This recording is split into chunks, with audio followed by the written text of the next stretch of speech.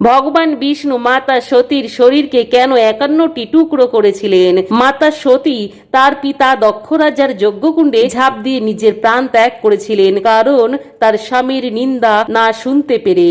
ভগবান শিব দক্ষ রাজার তারপর মাথা কেটে ফেলেন। তার ক্রোধে পুরো পৃথিবী কাঁপতে থাকে। তারপর ভগবান শিব সতীকে যজ্ঞকুণ্ড থেকে বের করে নিজের কাঁধে নিয়ে বিলাপ করতে থাকেন। মহাদেবের বিলাপের কারণে সমগ্র পৃথিবী জ্বলতে শুরু করে।